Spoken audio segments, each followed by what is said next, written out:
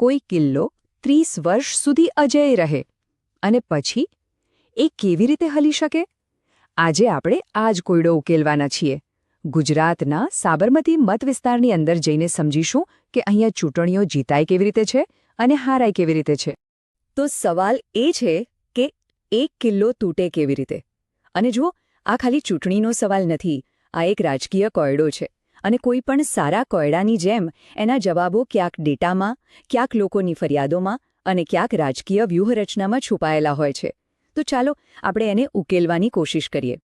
સારું, તો કોઈ પણ કહાનીને સમજવી હોય ને તો એની શરૂઆત જાણવી પડે. અને સાબરમતીની આ રાજકીય ગાથા એની શરૂઆત થાય છે ભાજપના એ ગઢથી જે દાયકાઓ સુધી અભેદ્ય ગણાતો હતો. સતત 7 ટર્મ. રાજકારણમાં આટલો સમય એટલે સમજો કે એક આખી પેઢી વીતી ગઈ. આ કોઈ સામાન્ય જીત નહોતી સાહેબ, આ તો એક પરંપરા જેવું બની ગયું હતું. અને આ પરંપરા ચાલી ક્યાં સુધી? છેક 1995થી 30 વર્ષનું રાજકીય પ્રભુત્વ. આ વાત પર ધ્યાન આપવું બહુ જરૂરી છે, કેમ કે આ જ એ પૃષ્ઠભૂમિ છે જેના પર 2022નું નાટકીય પરિણામ આવ્યું. અને પછી આવ્યું 2022, જ્યારે આ વર્ચસ્વ એની ચરમસીમારે પહોંચ્યું. લગભગ 77%. ભાજપને મળેલા વોટ શેરનો આ આંકડો જુઓ. આ ખાલી જીત નથી, આ તો એક પ્રચંડ, જબરદસ્ત જનાદેશ છે. તો ચાલો હવે સીધા આંકડાઓની દુનિયામાં જઈએ, કારણ કે 2022ની ચૂંટણીના આંકડા છે ને એ એક બહુ જ જટિલ વાર્તા કહે છે. એમાં એક પક્ષનું એકત્રીકરણ છે, બીજાનું પતન છે અને મતદારોની ઉદાસીનતા પણ છે. આ ચાર્ટ જુઓ, 2017 અને 2022 બધું સ્પષ્ટ થઈ જશે. એક બાજુ ભાજપનો વોટ શેર 68%થી વધીને લગભગ 77% થઈ ગયો, જબરદસ્ત ઉછાળો. અને બીજી બાજુ કોંગ્રેસ એ સીધા 27%થી ગગડીને 14% પર આવી ગઈ. આ ઘટાડો કેટલો મોટો છે એ તમે જોઈ જ શકો છો. હવે સવાલ એ થાય કે કોંગ્રેસના મત ગયા ક્યાં? તો આ ચાર્ટ એનો જવાબ આપે છે. આને કહેવાય વિભાજિત વિપક્ષ. સરકાર વિરોધી મત એક જગ્યાએ પડવાને બદલે વહેંચાઈ ગયા. જો, આમ આદમી પાર્ટી લગભગ 7% મત લઈ ગઈ. આ મતો મોટાભાગે કોંગ્રેસના ખાતામાંથી જ ગયા અને એનો સીધો ફાયદો શાસક પક્ષને મળ્યો. પણ આખી વાર્તાનો સૌથી મોટો ટ્વિસ્ટ તો અહીં છે: મતદાન. 2017માં 66%થી વધુ લોકોએ વોટ આપ્યો.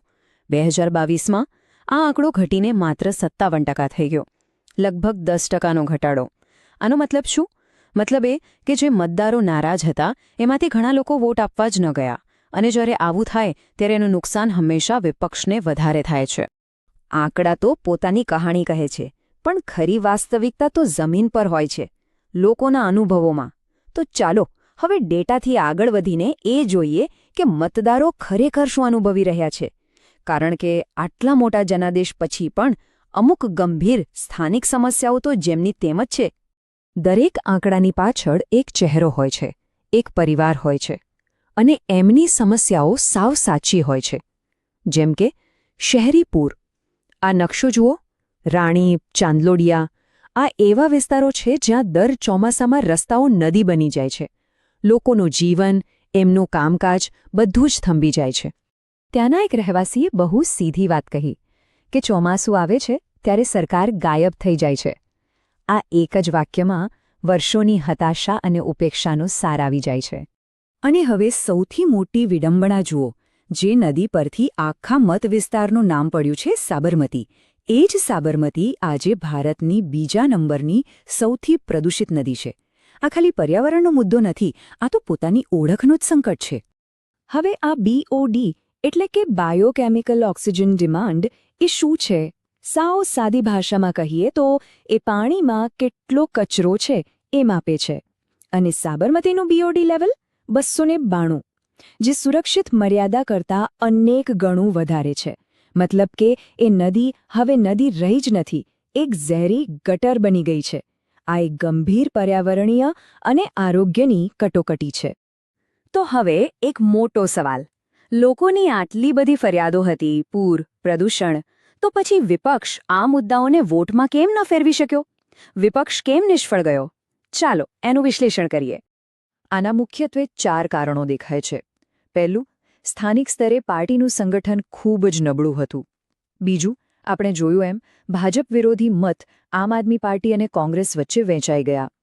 ત્રીજું, વિપક્ષ પોતાના નારાજ મતદારોને ઘરની બહાર કાઢીને મતદાન મથક સુધી લાવી જ ન શક્યો. અને ચોથું, ઘણીવાર એવું બને છે કે રાષ્ટ્રીય સ્તરની લહેરમાં સ્થાનિક મુદ્દાઓ દબાઈ જાય છે. આ કોઈ એક વ્યક્તિની ભૂલ નહોતી, આ એક સિસ્ટમની નિષ્ફળતા હતી. સારું, તો આપણે સમસ્યાનું નિદાન તો કરી લીધું. હવે વાત કરીએ ઉપચારની. જો વિપક્ષને ફરીથી લોકો સાથે જોડાવવું હોય તો એનો રસ્તો શું છે? એનું બ્લુપ્રિન્ટ કેવો હોઈ શકે? ચાલો એ જોઈએ. આ વ્યૂહરચનાના 3 મુખ્ય પગથિયાં છે. સ્ટેપ 1, સ્થાનિક મુદ્દાઓને પકડી લો. પૂર અને નદીનું પ્રદૂષણ, આના પર સતત અવાજ ઉઠાવો. સ્ટેપ 2, એક નવું ગઠબંધન બનાવો. ખાસ કરીને યુવાનો અને જે મતદારો નારાજ છે એમની સુધી પહોંચો. અને સ્ટેપ 3, પોતાના બેઝને મજબૂત કરો. જે તમારા સમર્થકો છે એમને મતદાનના દિવસે ઘરની બહાર કાઢવા માટે પૂરી તાકાત લગાવી દો. આ 3 વસ્તુઓ એકસાથે કરવી પડશે. અને આ વ્યૂહરચનાના પડકારો સમજવા માટે એ પણ જોવું પડે કે ઉમેદવાર કોણ હતા. કોંગ્રેસના ઉમેદવાર ડીજી મહેડા. એમની પ્રોફાઇલ પર એક નજર નાખીએ તો 52 વર્ષની ઉંમર, 12મું ધોરણ પાસ, વ્યવસાયે જમીન દલાલ. આ એમની પહેલી ચૂંટણી હતી. આ બધી વિગતો પણ પરિણામ પર અસર કરે છે. તો આખી વાતનો સાર શું? આપણે ક્યાં પહોંચ્યા? આપણે એક એવી જગ્યાએ છે જ્યાં એક તરફ પ્રચંડ જનાદેશ છે અને બીજી તરફ લોકોનો ઊંડો અસંતોષ. આ બંને વચ્ચેનો સંબંધ શું છે? ફરી એકવાર આ આંકડો યાદ કરીએ. 89,684. આટલા મતોના માર્જિનથી જીત થઈ હતી.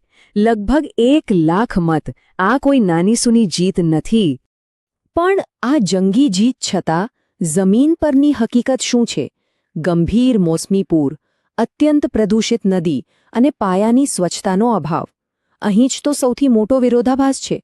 એક તરફ જીતનો જશ્ન અને બીજી તરફ લોકોની રોજિંદી સમસ્યાઓ. અને આ બંને સત્ય એક જ જગ્યાના છે. તો અંતે આ આખું વિશ્લેષણ આપણને એક બહુ મૂળભૂત સવાલ પાસે લાવીને મૂકી દે છે. એક મત, એક જીત અને સામાન્ય નાગરિકના રોજિંદા જીવન, આ ત્રણેય વચ્ચે ખરેખર સંબંધ શું છે? આનો જવાબ કદાચ કોઈ એક વ્યક્તિ પાસે નથી. આ જવાબ આપણે સૌએ સાથે મળીને શોધવાનો છે.